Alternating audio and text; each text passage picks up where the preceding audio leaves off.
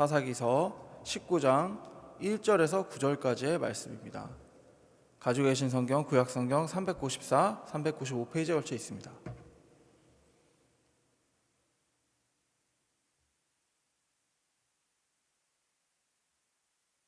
다 찾은 줄로 알고 봉독하겠습니다. 이스라엘의 왕이 없을 그때 에프라임 산지 구석에 거류하는 어떤 레위 사람이 유다 베들레헴에서 첩을 맞이하였더니 그 첩이 행음하고 남편을 떠나 유다 베들레헴 그의 아버지의 집에 돌아가서 거기서 넉 달 동안을 지내매 그의 남편이 그 여자에게 다정하게 말하고 그를 데려오고자 하여 하인 한 사람과 나귀 2마리를 데리고 그에게로 가매 여자가 그를 인도하여 아버지의 집에 들어가니 그 여자의 아버지가 그를 보고 기뻐하니라.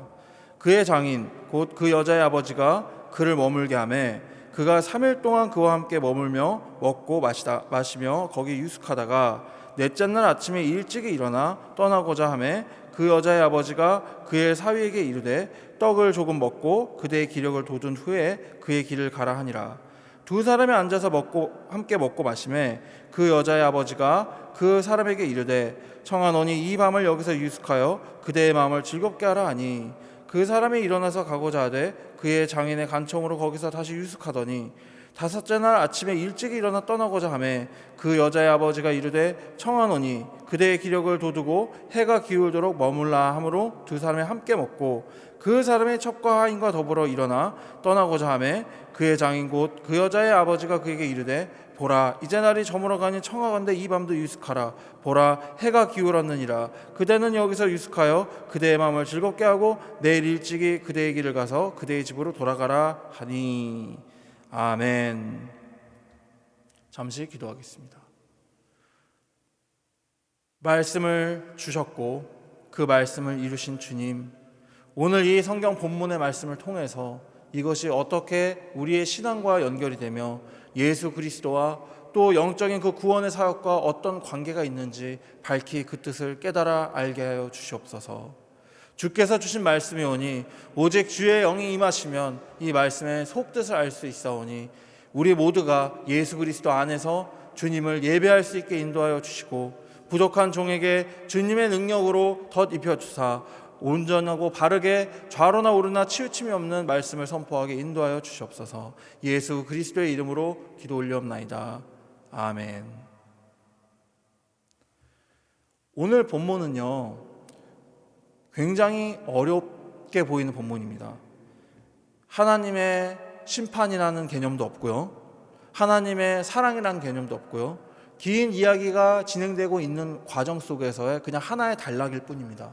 그런데 놀라운 게 무엇인지 아십니까? 이 놀라운 단락 안에요 굉장히 여러 가지의 죄들이 선언되고 보여지고 있다는 것입니다. 놀라운 사실은 이겁니다. 우리가 보통 이 본문을 읽었을 때 무엇이 죄인지 알지 못한다는 사실인 것입니다.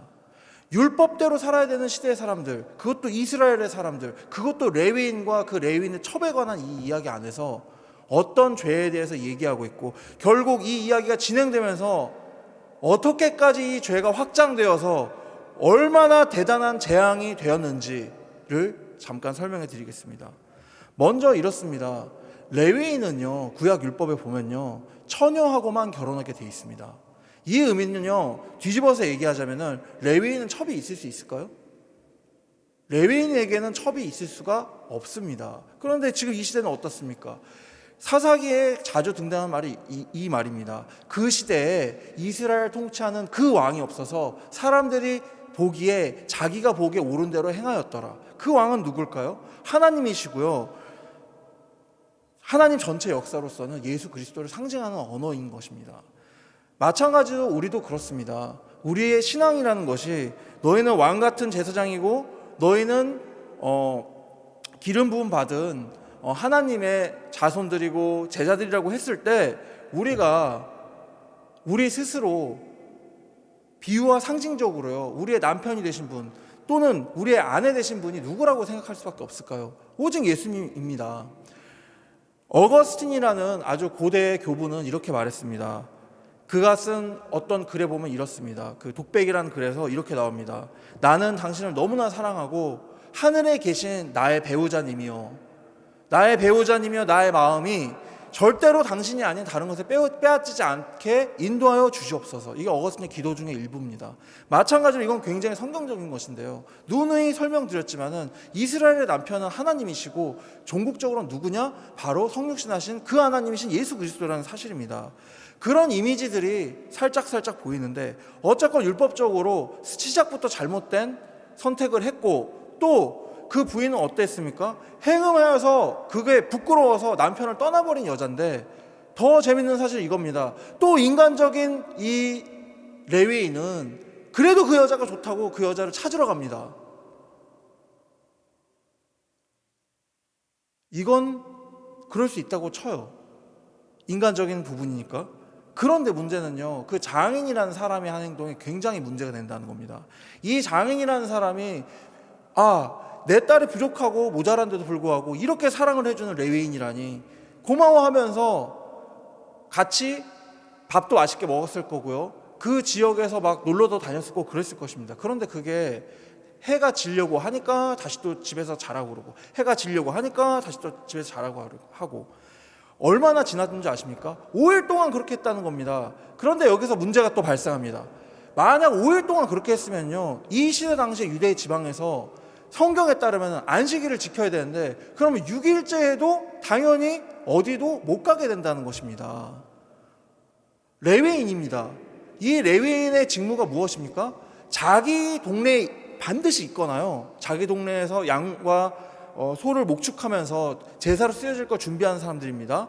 또는 예루살렘에 가가지고 성전에서 제사를 해야 되는데, 자기 동네를 지키지도 못하는 안식일에다가 성전 제사와 관련되지 않은 안식일을 자기 첩 또는 자기 아내인 사람의 장인네 집에서 지내게 된다는 것도 실은 엄청 큰 범죄입니다. 하나님의 일에 대한 직무유기를 해버렸다는 겁니다. 이렇게 됨으로써 어떻게 되냐? 이 사람들이 머물고 있었던 곳이 에브라임 산지, 즉 베냐민 지파가 있었던 곳인데, 이때 당시 이 사사기 시대 때 베냐민 지파 사람들이 아니라 베냐민 지파 사람들일 수도 있고, 그 지역에 있었던 다른 이방 민족과 섞인 사람들일 수도 있고, 이방 민족이었던 사람들일 수도 있던 불량배들이 이 장인의 집 문을 두드립니다. 그리고 무엇을 요구하느냐? 새로운 저 남자, 저 레위인과 우리가 성적 관계를 갖겠다고 얘기하는 부분이 나옵니다. 그 레위인의 첩이나 다른 사람이 아니라 남자들이 그 레위인과 관계를 맺겠다고 얘기하는 아주 황당한 장면이 나옵니다. 소돔과 고모라 때랑 똑같습니다. 그 롯을 찾아온 천사들이 남자는 아니지만은 그 사람들과 관계를 맺겠다, 어떤 성적 관계를 맺겠다, 또는 어떤 나눔을 하는데 부적절한 어떤 행위를 하겠다는 그런 시대의 상황과 동일한 것이 여기 또 반복이 된다는 것입니다. 이것이 반복이 되면서 이 장인은 얘기합니다. 나에게 시집가지 아니한 처녀딸이 있고, 그리고 이 레위인에게도 첩이 있으니 너네들이 알아서 하고, 이 레위인은 절대 건드리지 마라. 하나님의 사람이다. 하나님의 사람이라는 말은 안 나옵니다. 하지만 레위인은 하나님의 직무를 맡은 자들이기 때문에 구별되고 성별되었던 것은 사실입니다. 어떻게 되는 줄 아십니까? 아주 슬픈 이야기로 진행됩니다. 그 장인의 처녀 딸은 이야기되어 있지 않지만은 이 레위인의 첩은요, 아침까지 농락당하다가 이 문 앞에서 문지방을 붙잡고서 죽게 됩니다. 그래서 화가 난 이 레위인은요, 이 첩의 시체를 12조각을 내서 12지파의 모든 성읍에 보내게 됩니다. 이 일을 보고서 모든 이스라엘 지파의 사람들이 열받아가지고 베냐민 족속을 전부 다 정말 땅에서 지워버리게 됩니다. 그리고 베냐민 지파는 아주 소수만 남게 됩니다. 그래서 또 그 베냐민 지파의 그 소수가 남은 그 사람들이 결혼을 해야 되는데 여자도 없고, 결혼을 해야 되는데 같은 지파에서는 결혼이 안 되니까 심지어 자기 지파에서 베냐민 지파 사람한테는 시집을 보내려고 하지도 않은 그 문제 때문에 다시 또 그 베냐민 지파 사람들을 위해서 특별한 어떤 연회 같은 걸 열어가지고 여자들을 납치해서 결혼할 수 있게 하는 그런 말도 안 되는 이야기가 진행되게 됩니다. 이 모든 범죄의 시작에 무엇이 있었냐? 19장 1절입니다. 이스라엘의 왕이 없을 그때 에브라임 산지 구석에 거류하는 어떤 레위 사람이 유다 베들레헴에서 첩을 맞이하였더니, 이렇게 시작한다는 것입니다. 우리는 만남을 굉장히 소중히 여기는 사람들이고 만남이 소중하다고 세상에서도 말합니다. 그런데 이 만남들 중에서 가장 잘된 만남과 가장 잘못된 만남은 무엇이 있을까요? 가장 잘된 만남은요, 우리가 예수 그리스도를 만났다는 것이고요. 가장 잘못된 만남은요, 우리가 그 예수 그리스도를 잘못 만났었을 수도 있다는 사실입니다. 굉장히 중요한 얘기입니다. 이것이 영적으로는 어떤 얘기냐? 우리가 신앙을 하고 있습니다. 우리가 하나님을 섬긴다고 하고 있습니다. 우리가 그것 때문에 세상에서 사람들과 어울리지 못하고 어울리지 않을 뿐더러 성경 말씀대로 살려고 발버둥치고 있습니다. 그런데 만약 그것이 내가 만든 예수님과 내가 만든 기독교, 내가 공부하지 않은, 내가 보아오지도 않았고 역사적이지도 않을 뿐만 아니라 하나님의 음성으로 깨닫게 된 그것이 아닌 기독교, 그것이 아닌 신학, 그것이 아닌 신앙일 경우에는요, 말이 나는 예수를 믿습니다지 예수라는 단어를 믿고 있는 걸 수도 있다는 겁니다. 이런 것들이요, 이 영적인 이야기가요, 실은 이 안에서도 읽혀질 수 있다는 부분이 있다는 것입니다. 왜? 하나가 틀어지면 연쇄 반응으로 그렇게 계속 틀어지는 것을 보여주는 그런 본문이기 때문입니다. 무엇이냐? 처음에 애시당초에 이 레위인이 첩을 맞이해서 결혼한 것 자체가 만약 없었다면 베냐민 지파가 그렇게 이스라엘 자손들 다른 형제들에 의해서 죽지도 않았을 거고 어마어마하게 죽었으면 몇십만 명이 죽었을 겁니다. 그런데 그런 일들이 없었을 뿐만 아니라 이 내전이 없었겠죠. 뿐만 아니라 이 첩이 된 이 여자도 죽지 않았을 것이고 모든 것이 그 순서에 따라 진행되는 것을 볼 수 있습니다. 그런데 왜 이렇게 참담한 이야기가 성경에는 적혀 있는 것일까요? 왜일까요? 사사기라는 성경의 핵심 포인트는 이겁니다. 그때 이스라엘의 왕이 없었으므로 그들이 보기에 옳은 대로 행하였더라. 이게 핵심 문장입니다. 그러면 우리도 마찬가지입니다. 우리 때 우리에게 성령으로 오신 예수 그리스도가 없기 때문에 우리가 우리 마음대로 행동하고 우리 마음대로 결정하고 있습니다. 같은 문장입니다. 우리가 세상적인 죄든 영적인 죄든 하나님 앞에서 옳지 못한 행동들을 할 때가 많이 있습니다. 그 옳지 못한 행동들을 하게 되는 근본적인 이유는요, 하나님을 신뢰하지 않기 때문이라고 볼 수도 있습니다. 왜 그럼 우리는 하나님을 신뢰하지 못하는 것일까요? 사탄 탓일까요? 우리 탓일까요? 과연 누구의 탓일까요? 이런 부분들에 대해서 생각을 하다 보면은 생각의 고리가 끝도 없이 갑니다. 또 오늘 본문에서 이 끝도 없이 가는 그 죄의 근본에 대해서 생각을 해봤을 때 죄의 근본 중에 하나가요, 게으름이에요. 오늘 본문에서 제일 중요한 것은요, 떠나야 되는데 계속 마음시종은 장인이 붙잡으니까 나도 기분 좋으니까 계속 그 레위인이 머물러 있었다는 것입니다. 우리가 인간적으로 생각할 때 유순한 것은요, 굉장히 좋은 덕목입니다. 하지만 주님 앞에서는요, 사람들 사이에서 뭐가 나고 튀어나오더라도 내가 믿는 신념, 내가 믿는 신앙 안에서 아닌 건 아닌 거고 맞는 건 맞는 겁니다. 만약 그것이 정립되어 있거나 서 있지 못하다면요, 어쩌면 아직 신앙이 성장하지 않았거나 아예 없는 걸 수도 있다는 거예요. 우리가 삶을 살면서 얼마나 세상과 타협을 합니까? 어쩌면 그 타협을 통해서 망해가는 것이 이 레위인이 망하는 것과 같은 걸 수도 있다는 거예요. 심각한 얘기입니다. 저도 마찬가지고요, 여러분도 마찬가지입니다. 계속 그렇게 내 마음도 좋고 내 주위 사람들도 기분 좋고 그렇게 계속 살다가 주일이 지나가고 다시 또 다음 주가 되고 계속 그렇게 살다가 그냥 그 자리에서 먼지가 되어버리는 것입니다. 눈을 감는 것입니다. 분명히 주님은 부르셨고 분명히 주님은 우리를 사랑한다고 선포하셨지만 분명히 그것을 우린 들었지만 우리가 근면하게 움직이지 않는다면 주님을 섬길 수 있는 그 날은 오지 않는다는 이야기도 이 짧은 본문에 들어있다고 볼 수 있습니다. 자, 어떠십니까? 성경을 읽을 때요, 또 성경을 해석하거나 생각해 볼 때요, 이런 방식으로 한번 생각해 보는 것도 굉장히 좋을 것 같습니다. 성경의 이야기가 모든 것이 다 오직 예수 그리스도는 우리의 구원자시오, 우리의 모든 것을 속죄해 주시는 우리의 구세주이십니다 라는 문장이 또박또박 적혀 있지가 않아요. 특히나 구약에 들어가면요, 이렇게 정말 생각을 요구하고요, 이해할 수 없는 글들이 막 엄청나게 많이 있습니다. 오늘 이 사사기 19장을요, 이 영상 예배 이후에 꼭 한번 처음부터 끝까지 읽어보시기 바랍니다. 이것을 왜 기록해 놨는지, 왜 이것을 성경에 굳이 기록해 놨는지 본인 스스로도 한번 생각들을 해보시기 바랍니다. 너무나 처참하고 안타깝습니다. 정말로 21세기 현대에도요, 이런 사건은 일어나기 어려울 정도로 아주 무시무시한 사건입니다. 이 사건을 통해서요, 우리가 정말 배워야 될 거는요, 하나님이 안 계시고 하나님 중심적이지 않은 사회와 문화와 개인이 되잖아요. 그러면 이런 일이 다시 안 일어나라는 일이 없다는 것입니다. 지금 어떻습니까? 제가 그 동성애라든지 그 개의적인 것이라고 말씀을 드렸잖아요. 그 불량배들이 요구하였던 것이. 마찬가지로요, 지금 동성애에 대한 교육이 학교에서 법적으로 합법적인 교육이 되는 것에 대해서 막는 기독교 단체들도 많고요. 이미 그렇게 우리 아이들의 교과서에는 실려 있다는 것 자체가 문제라는 겁니다. 성이라는 것이 과연 취향의 문제일까요? 아니요. 주님께서 분명히 우리를 살아있는 생명으로 만드셨습니다. 그러나 우리는 죄를 입음과 동시에 이 육체를 갖게 되었고, 그 육체로 말미암아서 죽음이 있을 수밖에 없게 됐고, 원래는 죽음이 들어왔기 때문에 육체가 생긴 거겠죠. 심지어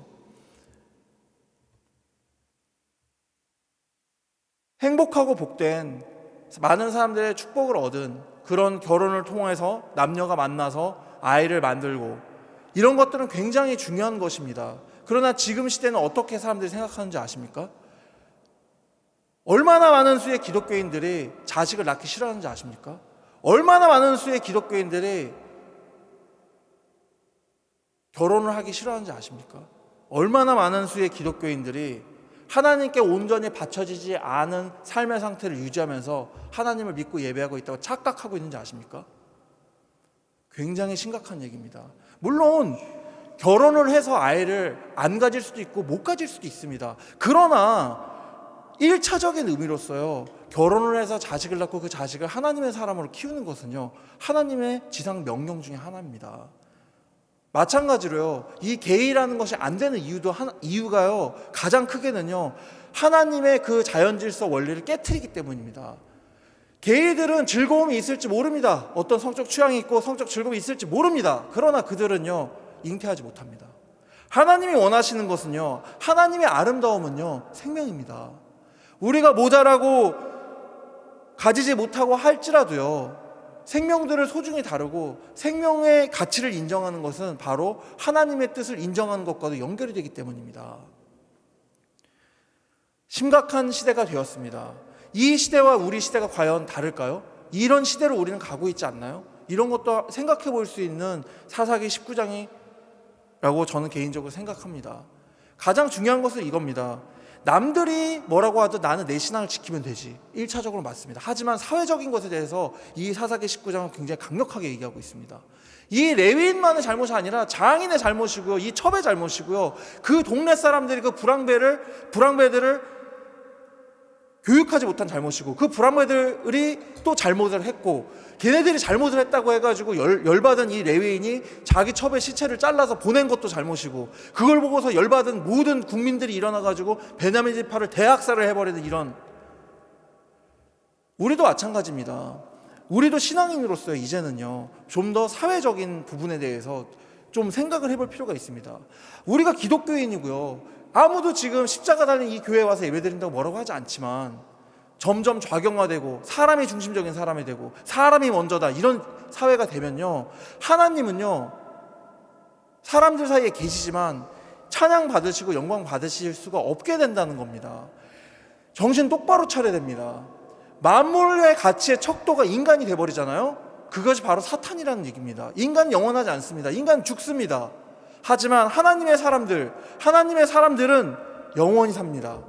우리의 척도는요, 예수 그리스도가 그래서 되어야 된다는 것이고요, 이때 당시에는 그 예수 그리스도의 영, 성령이 안 계셨고, 또 예수 그리스도의 복음이 없었고, 율법이 있었지만 그것은 한정적이었고, 율법이 있었다고 하더라도 그것을 지키려는 의지가 이 이스라엘 민족들 중에서 특히 이 유다 베들레헴 이 지역에 없었고, 다시 환원하면 이렇게 됩니다. 예수 그리스도의 시대 때가 지금 이 여기에서 나온 이 참담한 시대 때의 현실과 똑같았다는 것입니다. 우리 시대는 어떠합니까? 우리도 만약에 회개하고 주님 뜻 안에서 살아가려고 노력하지 않는다면요, 이 시대와 똑같은, 예수님 시대 때와 똑같은, 우리 눈앞에 예수님이 계시는데도 불구하고, 정말 눈에 보이는 건 아니지만 계시는데도 불구하고 이때 당시에 성전 제사만 드리면서 예수? 그 선지자 같은 그분 죽은 자를 살리셨대, 많은 병자들을 고쳤어, 메시아일지도 몰라, 그분이 메시아라는데? 라는 신앙에 머물 수 있다는 겁니다. 예수님을 믿는 게 아니라 예수님에 대한 정보를 듣고 예수님이 그러하구나를 생각하는 병에 빠질 수 있다는 겁니다. 예수님을 믿는다는 것은 무엇일까요? 틀린 건 틀리다, 맞으면 맞다, 강단이 있어야 하는 것입니다. 바로 그 강단이 없다는 것, 이 레위인이 그 강단이 없어서 모든 사람들에게 문제를 주었다는 것, 이것에 대해서 우리가 신앙적으로 한번 되돌아보는 그런 시간이었으면 좋겠습니다. 우리가 예배를 드리는 것도요, 강단이 필요합니다. 정말 조금만 더 일찍 일어나고 조금만 더 일찍 준비하면 예배 시간이 늦지 않을 수 있습니다. 우리가 조금만 더 노력을 한다면요, 하루에 성경 한 줄이라도 더 읽을 수 있습니다. 하루에 한 번이라도 더 예수님을 생각할 수 있습니다. 길을 걷다가 일을 하다가도 예수님하고 예수님의 이름을 부를 수 있습니다.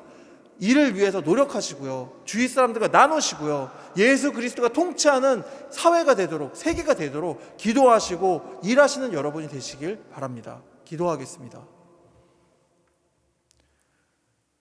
능력과 역사의 하나님 아버지, 감사드립니다. 오늘 우리가 굉장히 슬프고 굉장히 참담한 구약의 본문을 읽으면서 우리의 신앙을 돌아보고 주께서 우리에게 맡기신 바 빛과 소금이 되라고 하신 그 말씀을 생각해 보았습니다. 주님, 우리가 어떻게 하여야 주님의 뜻 안에서 주님을 기쁘시게 하며 또한 우리와 함께한 이들과 함께 그 주님이 주신 그 행복 안에서 살아갈 수 있겠습니까? 오직 주님께서 인도해 주실 수 있습니다. 그 주님을 바라는, 오직 성령을 바라는 주님의 사람들로서 거듭나게 우리를 인도하여 주시고 항상 우리가 주님을 사랑할 수 있도록 인도하여 주시옵소서. 예수 그리스도의 이름으로 기도 올리옵나이다. 아멘.